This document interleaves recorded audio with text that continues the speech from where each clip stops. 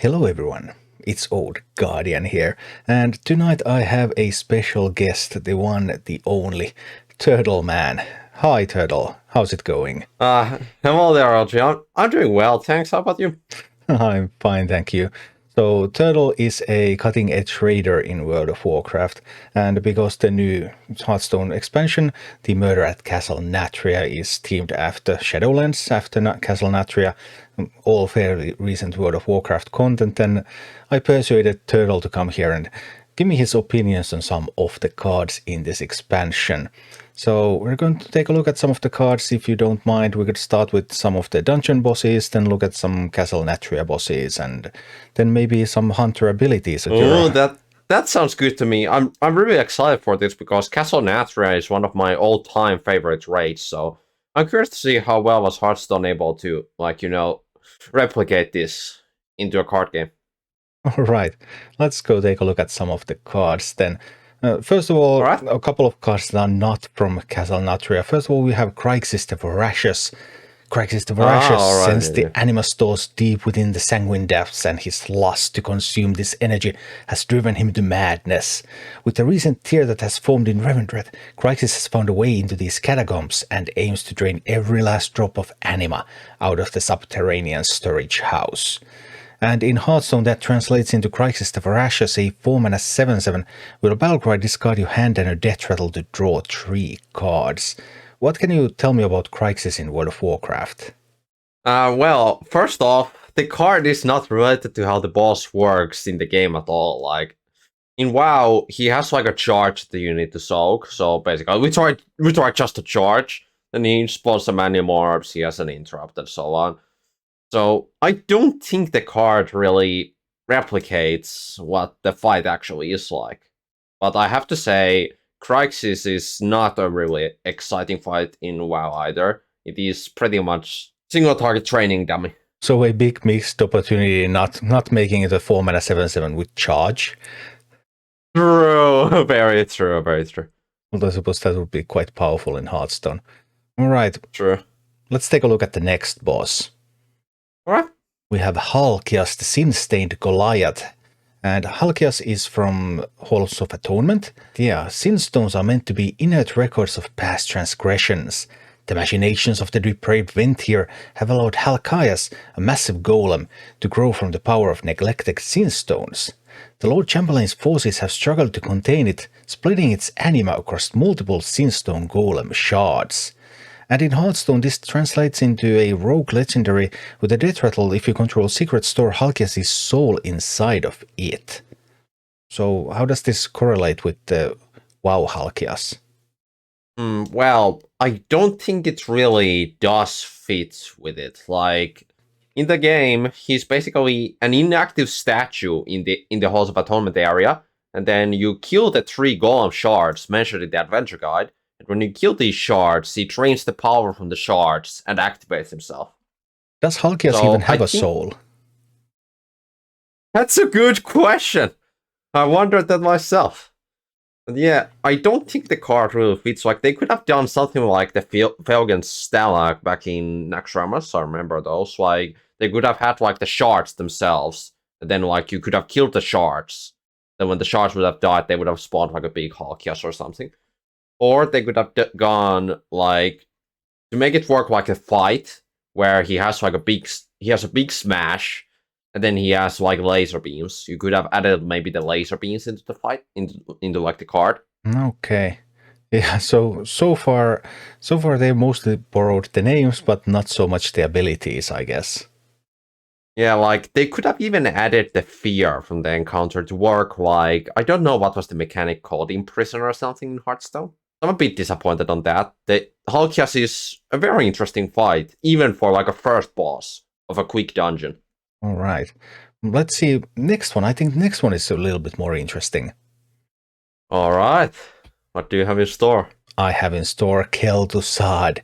Well, oh, you got the big guns out there. Although, of course, like Kel'Thuzad, is this the third incarnation of Kel'Thuzad in WoW? I think it actually is, because the first Kel'Thuzad was back in Naxxramas back in 2005, before the Burning Crusade expansion.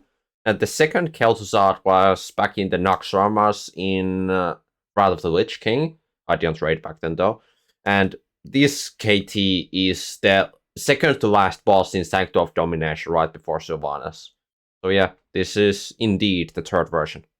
But this might be the last version, because at least the adventure guide tells us that all his countless schemes and machinations have led to this final confrontation where he has plotted the mortal champion's ultimate demise in service of his true master. And as a Hearthstone card, he has a battle cry to resurrect your volatile skeletons. Any that can't fit on the battlefield instantly explode. So this card is actually very interesting. I'd say this card is the first one that you have shown me that like actually replicates the fight in some way. Okay. So first off, yes, Kel'Thuzad does die in the raid. Like you destroy his phylactery. Like that's the thing they could have done with the card, I guess, like a second approach. They could have had like a phylactery that like, I don't know, every time you kill Kel'Thuzad, he'd go into the phylactery. Then you could like cast enough spells and he would lose like 1 durability on the phylactery and come back or something. They could have gone with that approach, but I like how this one fits with the fight because there are actually volatile skeletons in the encounter. Okay. And they work the exact same as in this card. Like there's an ability that resummons all the volatile skeletons. So I really like this card. It actually fits the team of Kel'Thuzad. All right. Well, that seems like a pretty good work from the Hearthstone team then, because Kel'Thuzad is also predicted to be one of the stronger cards in this expansion. This whole volatile nice. skeleton mage is probably going to actually be a thing. That is very nice. It's always a shame when there's like a very cool thing, but then it's just not viable. For example, BM Hunters for the longest time in WoW. All right. Those bosses were from outside Castle Nathria proper, but then also there is a Castle Nathria raid in World of Warcraft. Yes, indeed. One of the best raids Blizzard has ever made, in my opinion. Yeah, I actually raided a little bit in Castle Nathria myself as well, and it was very thematic. And even though Murder at Castle Nathria expansion in Hearthstone isn't exactly a copy of that raid, they are making several of the raid bosses as Hearthstone cards here. Ah, that's interesting. That's interesting. I wonder what bosses. Oh, Altimore! Let's go. First of all, we have Huntsman Altimore. Denatrius seldom engages in the hunts himself, but Altimore makes certain the master has the finest beasts should he ever choose to indulge. Margor, Varghast, and Hecutis have been trained longer than most beasts have existed, and each is ready to deliver the huntsman's wrath to any in his domain. This is a very interesting card. Like, what are the Gargon companions like, though? So the Gargon companions are Margor, Varghast, and Hecutis by name, yeah.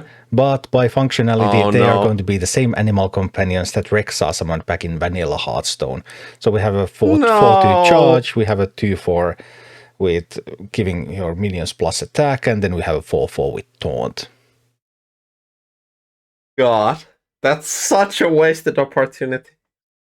I assume that the one giving attack is Varghast, right? I'm sorry, I actually don't remember which one is which. I don't have them at hand here either. But what do they do in the fight then? Well, first off, Margor. Well, Margor is literally just a tank and spank boss mainly. Like, he has a bleed he pops on the tanks, but it's largely irrelevant. And then he also has a soak. But yeah, Margor doesn't have a lot to it, but Varghast. Oh boy, Varghast is a good fight. Well, so first off, Varghast summons Shades of Varghast, and you need to crowd control them somehow. Otherwise, they are going to be casting an ability called, I think it was Death Roar. And if Death Roar goes off, it does a massive amount of damage to every raid member. It also puts a debuff on them, like increasing damage they take from the same howl. So if you have this one shade cast the ability a lot, it will become very deadly very quickly. So you just need to make sure you crowd control them, and then when they have gained stacks of a debuff that makes them weaker, you murder them before they are able to cast the howl. Yeah, we don't really have that with any of the animal companions. What about Hecutis? No, I'm disappointed about that. And Hecutis, well, Hecutis goes a bit of the Margor approach. He's basically a tank and spank, but however, he has a mechanic that if he stands still, he gains stacks of a damage buff. And then when you move him, he loses the stacks, like slowly. 1 stack every time he moves. but he also does rate-wide damage every time he moves. So I think they kind of missed an opportunity there. Like, they could have made Barghast spawn a Shade, and then the Shade could maybe have, like, I don't know, at the start of your turn, like, do damage to all the enemies, and then gain a buff to this ability every time you cast it. I think that would make sense. So that you have to deal with it quickly. Yeah, otherwise it's going to become there's nothing about shades and nothing about the Hecutus AoE either. Those are just that's like Margor. Basically, Margor. I guess you could name anything Margor. If it's just a tank and spec, you could just put it like Misha 4/4 taunt Margor. I guess that sort of still works. Yeah, even the charge works for Margor in theory. So I think Margor is done well enough, but Barghast and Hecutis I'm very disappointed about. They had so many opportunities with those. And also, there was another thing that they could have in theory done with Ultimore that doesn't involve the companions. As there's the ability called Sin Seeker. He targets like 3 people, and then he shoots named arrows at them, doing heavy damage and also putting a dot on those people. So it could maybe have worked like every time you infuse, you instead fire another Sin Seeker bolt. And you could see that work out. Yeah, obviously in Hearthstone card you can't have too many mechanics in a single card, so really with a boss fight you basically have to choose one of the boss's mechanics to put into a card. It's really hard to put multiple. All right, let's see. Next one we have the Sun King's Salvation encounter. And, well, we don't really have the Sun King's Salvation encounter in Hearthstone as such. Prince Kael'thas is being tortured there, and you're trying to heal Prince Kael'thas.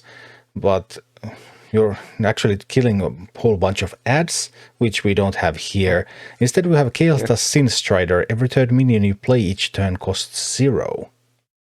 That is actually an interesting approach, because I remember the old Outland card. Like, I reached Legend as a Demon Hunter back in Ashes of Outland start. I remember there was like the Kael'thas card that made like your every third spell cost 0, I think. Yeah, so that is the original Kael'thas, and it was Ashes of Outland card indeed. Oh yeah, I think it has a good reference to that. However, I could have seen this being like a priest card, and when you heal him, he would have like spawned the shade he does in the fight, which would be a big minion. But then, like, when you kill the minion, he would despawn. In this one, of course, they're not trying to replicate the fight. They're more like a hail to the Hearthstone's own past. And they're just using the character because the character was available in Shadowlands as well. Yeah, I do not think that is an issue. There are many paths they could have taken, and I think this would certainly be one of the options for them. But yeah, I'm not disappointed by this, even though it's not really referencing the Castle Nathria encounter. And then next... Oh no! Next one we have Artificer Xymox. Not everyone in Castle Nathria is loyal to Sire Denatrius. Some simply saw an opportunity and exploited it to their own ends. Artificer Xymox has worked with Denatrius, but is mostly concerned with getting the better end of the deal, which may require the end of Nathria's invaders. And Xymox in Hearthstone, this is a bit more of a complex card. So, Artificer Xymox, 8 mana, 8/8, Battlecry, discover and cast a Relic. Infuse 5, cast all 3 instead. Ah, Relics. They are actually a part of the fight. Oh god! But what are those relics? These are the Hearthstone versions of the relics. Damage to random enemy minion, summoning spirits, and drawing cards and reducing their cost. Put it away, So, what are the relics like in the fight? So, first off, let's start with the Relic of Phantasms, because that's like the first relic that is active in the fight, from 100% health to 70% health. I think this is actually pretty close to the original, because in the fight, at the first phase with the relic, he spawns spirits, just like the card, that fixate random people, and if they reach the people, they mind control them. So it's not exactly like the fight mechanic, but it's actually pretty close. So I like the Relic of Phantasms, I don't mind that. It fits a lot better in Hearthstone as well, I'd imagine. Yeah, Mind Control is pretty powerful ability. If you remember, Mind Control Tech was a card in Hearthstone at the time. So mind controlling opponents' minions would be very, very powerful in Hearthstone. So just giving stats maybe a little more straightforward. Yeah, and it would also probably be hard to upgrade, I guess. Because like if you eventually can mind control the entire enemy board, that doesn't sound like a fun thing to play against. Yeah. What about the let's Relic look of at the Relic of Extinction. So, I hate this. I hate this so much. It should be deleted. Really? Yes. Because it's not even close to the original fight. Like, in the original fight, it spawns seeds, and then the seeds would explode, dealing AoE damage to everybody inside them. So, I guess that's a bit hard to execute in Hearthstone, but I would have preferred it to be like an AoE. Like, maybe to all minions, or to all enemies and the enemy hero, like, something like that. But I just don't like this iteration, because it just doesn't fit the mechanic at all. Like, even thematically. Like, are you shooting seeds or something with that staff? I bet not. Yeah. Okay, and then one more the relic. Third relic. I want this deleted instantly. This is so bad. God. So, first off, this relic doesn't even fit the relic that is in the encounter. The relic in the encounter is called the Edge of Annihilation. The Phantasms and the Extinction are at least the correct names. But the original last relic of the encounter was the Edge of Annihilation. And that mechanic was basically a big axe that drops from the sky and does a big, like, black circle. And if you are caught in that black circle when its cast ends, you, like, get pulled into the circle. You will pretty much instantly die. So, I could have seen them done something like maybe, I don't know, damage to all minions with that. Or, well, I don't know, all minions except Xymox maybe, just like the old Zera card. Zera Awakens, I think it was called. Yeah. They could have done something like that, or Twisting Nether. Yeah, instantly killing the opponent's hero probably was not an option. Yeah, I don't feel like that is an option. Yeah, I am quite disappointed in Xymox card. Like, I love this encounter, and also its follow-up version in the newest raid of Shadowlands, the Sepulchre of the first ones. I really like Xymox. Yeah, Xymox came back. Yeah, and then we killed him. For real. Oh no. But yeah. Waste of a good event. Yeah, I'm very disappointed. I love Xymox, even that he doesn't have a lot of lore to him. He's still such an insane boss. Like, you're actually smiling when you do the boss, just because of like, it's you again. Okay. But this just doesn't give the same impression to me. I wouldn't feel the same towards, like, getting this card played against me or playing this card. Like, it just doesn't remind me of the good times I had back in Castle Nathria doing this encounter. Yeah, it looks like Xymox and these relics are going to be a little bit slow, so I'm not yet certain whether they are going to see extended play or not. It remains to be seen. That's fair. Yeah, I think that the meta in Hearthstone is, like, more closer to turn 7 wins or something. I've not really followed up since Ashes. Yeah, it's a little bit slower right now, but we'll see how it goes with the new expansion. But we have plenty of more bosses to go, so let's go take a look at the next one. Alright. And then there's... That's not Hungering Destroyer, I can tell you that. Yeah, sorry, they didn't make a card for Hungering Destroyer, but I mean, one Devourer is the same as another Devourer, right? Like, what's the big difference? True. They're just Devourers. They all look alike. True. They all smash. True. They all want to kill. There's some thematic synergy here, I think, because upon reaching 100 energy, Hungering Destroyer casts Consume, attempting to devour all nearby life energy. And then the Insatiable Devourer also devours an enemy minion, in case it's stats, so... At least I thought so, but what do you think?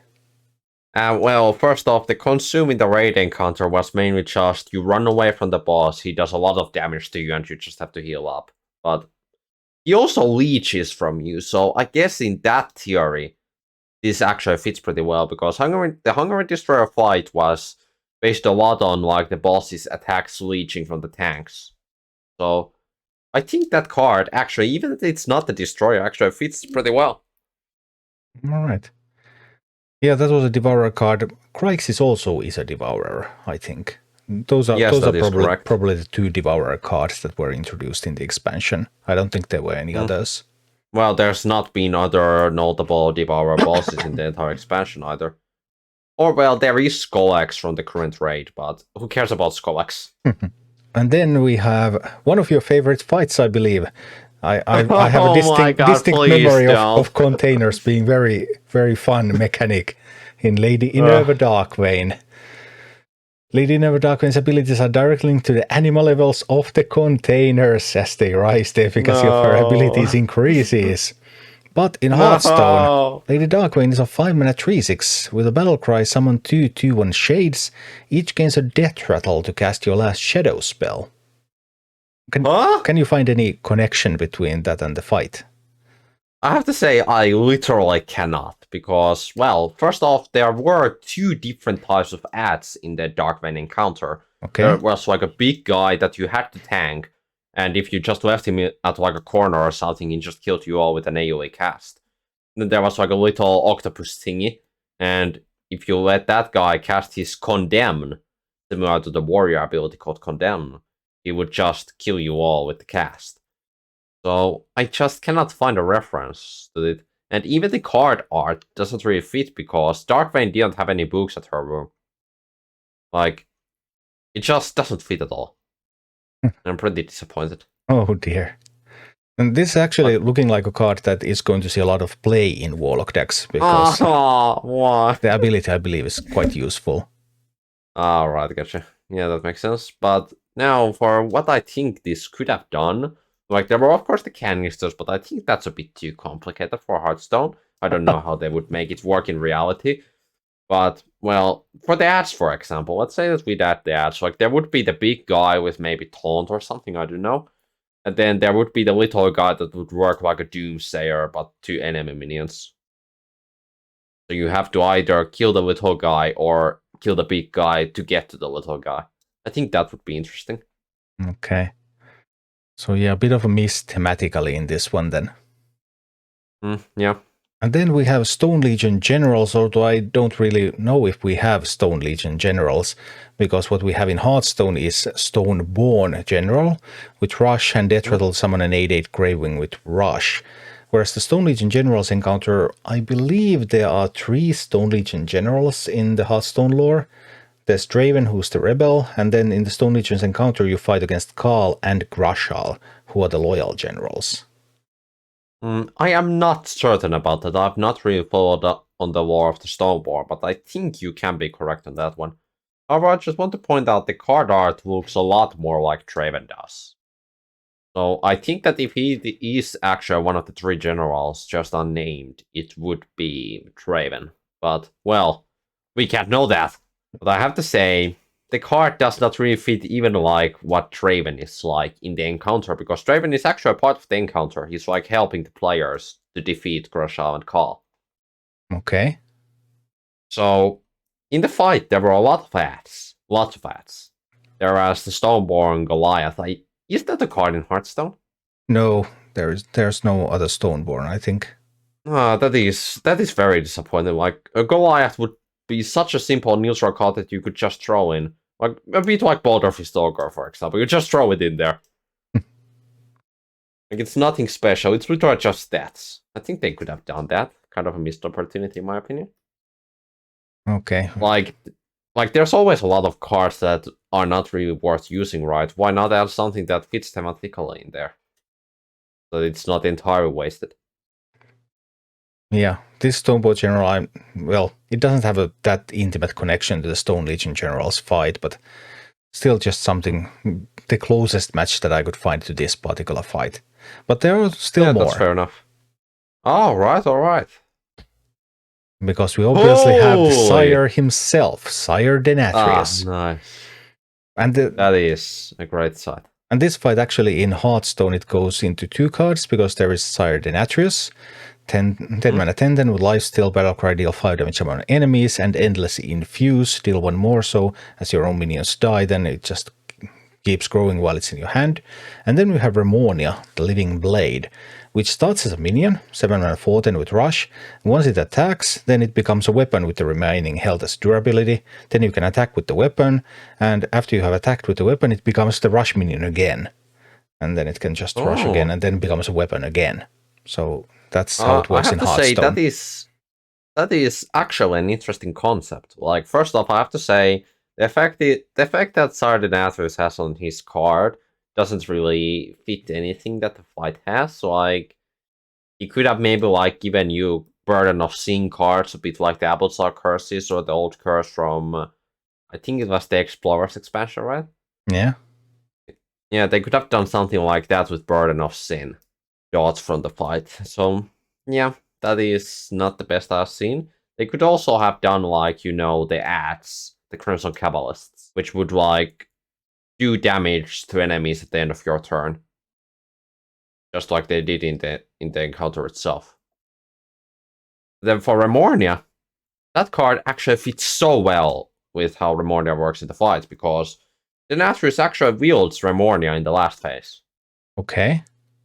And then in the second phase, Remornia is an entity of its own, like Remornia is attacking by herself. So I think the card is actually a pretty good fit. It's not exactly how it worked in the fight, but it has the style of the fight that the sword can be wielded as a weapon, or it can be a soldier in itself. So I think Remornia is very well done. And Denathrius, I like the effect. It doesn't really fit the fight, but still the card art is good, and it also fits what I envision Denathrius being like in the lore. Not what it's in the fight, but like what I think of Denathrius being. Yeah, it also looks pretty powerful, because in the theory crafting live streams we saw, for example, druid players playing Brand Bronzebeard with Denathrius after having played tons and tons of tokens, and then Denathrius just dealing something like 27 plus 27 damage. And I also remember you one-shotting me a couple of times in the Farsight Gathering with that. was a very interesting experience. True, that happened as well. Yeah, I was like, I'm winning now, and then you played it after, so I was like, ah. Yeah. Now we have run out of Hearthstone cards, but we have not run out of Castle Nathria bosses, because some bosses unfortunately did not get a card in the expansion. For example, Shriekwing! No! Task regarding Castle Nathria's entry hall. The blind monster Shriekwing locates her victims with horrifying cries that reverberate off the chamber's walls. The last sound heard by trespassers in the Grand Walk is the monster's cry as she descends upon her prey. So what would you say is the main mechanic? Why did they not make a card of this? What would you say is the main mechanic of Shriekwing? Like, what would Shriekwing card do?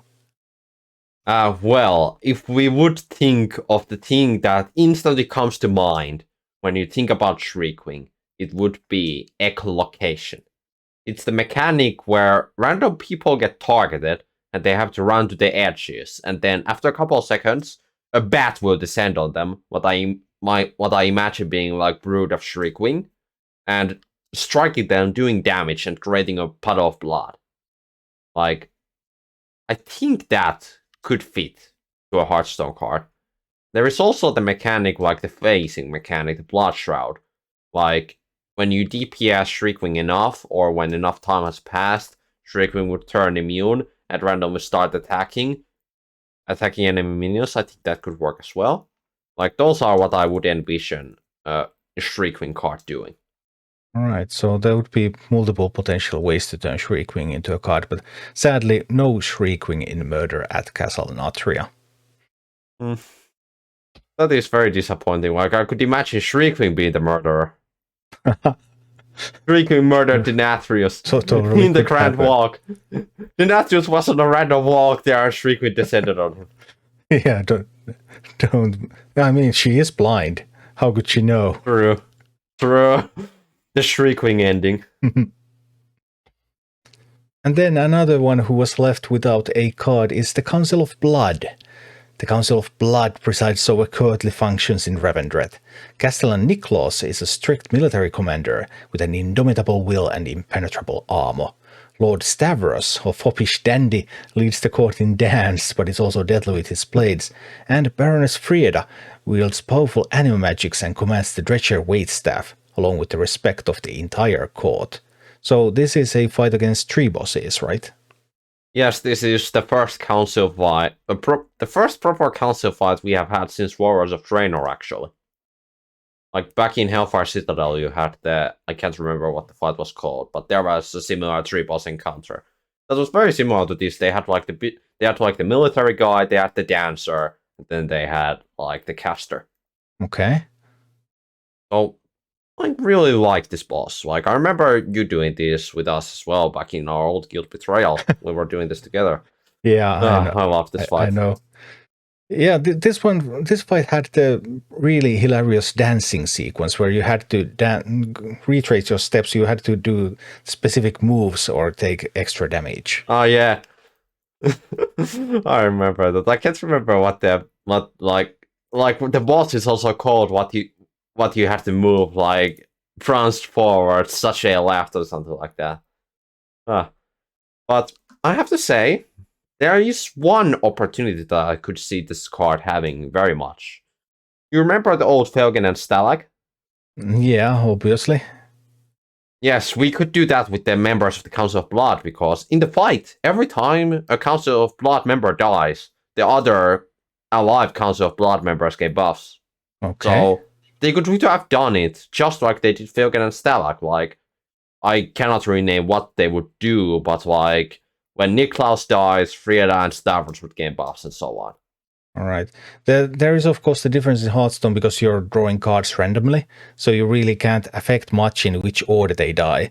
Like, I remember part of the encounter was deciding the kill order. It was pretty important, actually, in that fight, right? Well, that depended on the difficulty. Like, normal and heroic, you could do whatever. Like, there were actually multiple options in heroic. Like, the entirety of the raid tier, there were multiple options on how to do the fight. Because there was one that relied a lot of good healers. That was the one that we did, by the way. I was surprised that we were able to do it with you, you know. What? And then there was the option that required more DPS, more burst damage, which was doing Stavros last, because Stavros spawned an ad that you had to kill fast or you all would die. And then there was the option of Niklaus, and Niklaus was actually the primary tactic in Mythic difficulty, because when you do Niklaus last, there spawns a special big ad, a Stoneborn actually, that does a lot of damage and is basically impossible to tank. The way you dealt with it was you had a tank run around with the Stoneborn, so you needed a mobile tank for that. So the kill order depended a bit on like your group composition actually. Okay. So, but if they were a Hearthstone card, then you couldn't really make it so that the order matters too much, because who knows in what order you're going to get them from your deck. Sure, imagine if you were trying to like get, I guess, ad spawns from Niklaus, but then instead you got like AoE damage from Frieda, for example. It would be a cool thing even if it wouldn't really work out in reality. Yeah. And then we have your favorite boss, Sludgefist. My boy! Sludgefist was born in the muddy foundation beneath Castle Nathria, and now wanders the halls as he awaits orders from Nathrius. His massive footsteps reverberate throughout the castle, announcing his arrival from several rooms away. But Sludgefist got no Hearthstone card. I hate Blizzard for that. Sludgefist was the best fight of Castle Nathria. You cannot argue about that. Sludgefist was great in every way. It required skill from every single person of the raid. It was such a good fight. God. What would Sludgefist like? What would be the mechanic that would make most sense as a Hearthstone card if you had to pick one? Well, first off, for voice lines, I'm going to do it for this boss because Sludgefist has the most brilliant voice lines across all the characters in the raid. Sounds so sweet to squish you with my feet. Such a good fight. That happened every time you died to him. He like stomped you and stuff. But for mechanics, I would say the Heedless Charge, actually. Like, what the card could do is that he would spawn a pillar, and then at the end of the turn, he would charge the pillar. And when he hits the pillar, he would do AoE damage to everyone. I think that would work, right? Possibly, yeah. And then he would like be a very big minion, like with a lot of health. But after he hits the pillar during the enemy turn, he's going to take more damage. Okay. So you can sort of get rid of him, but he has a lot of health to like compensate for running to pillars. Yeah, he is pretty beefy. The image really doesn't do him justice because he is, after all, gigantic. I mean, the player characters are tiny. True. Like, he was the size of almost the entire, like, almost the top of the room, I remember. Yeah. Very disappointed. All right. And I have one more for you because I know that you're a Hunter main. And I know that you have played Night Fae Hunter a lot. And Night Fae Hunter, the signature ability is Wild Spirits. And how much have you been playing with Wild Seeds? Because the Hearthstone card is 3 mana, summon 2 different dormant Wild Seeds, making your Wild Seeds awaken 1 turn sooner. So I have to say, this card is total garbage. This card is actually pretty decent. Alright, but well, thematically, because in the game, Wild Spirits was like a zone that you throw down, and in the zone, every time you cast abilities that do damage, well, to people that are inside the zone, the Wild Spirits does damage to all of them. Yeah, it's actually your main DPS cooldown as a Night Fae Hunter, right? Yes, that is correct, and as Night Fae has been the best covenant for Hunter pretty much the entirety of the expansion, I've been using it a lot, like almost 2 years now, I think. But there's been a few exceptions. I remember the Hammondra's Venture arc, and also the Guardian of the First ones back in Sanctum of Domination as Venture. Those were Venture situations, but other than that, it has really been Night Fae. But you haven't gotten any spirit animals out of it. No, I have not seen any. I've not seen any Wild Seeds or spirit animals recently, no. Which is quite a big disappointment, I guess. Like, I have to say that there's 2 ways that this could have gone. It would have either been that they would have adapted the Hearthstone card to be like a bit like Lock and Load, I guess. Like, has an effect until the end of the turn, but every time you cast a card, you'd like do damage to enemies.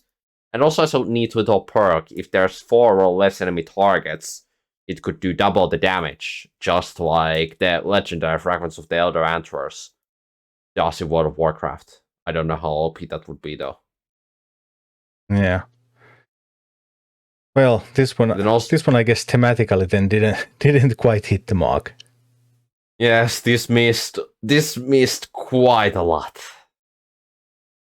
So I get the impression that for a lot of these Hearthstone cards, they have like grabbed the name, but they haven't really grabbed the mechanics, with a couple of exceptions. Yes, I feel like that is the case. I really like the cards where they actually took the mechanics of the fights. They seemed very good, but the ones that did not really replicate them in any way and just threw them in, you know, they just don't excite me, really. Like, I've seen these versions of the things for a long time, and as Castle Nathria is a thing I have very, very high nostalgia for.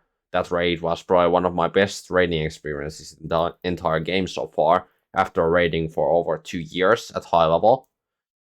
So I'm just, you know, disappointed in some of these cards. Like,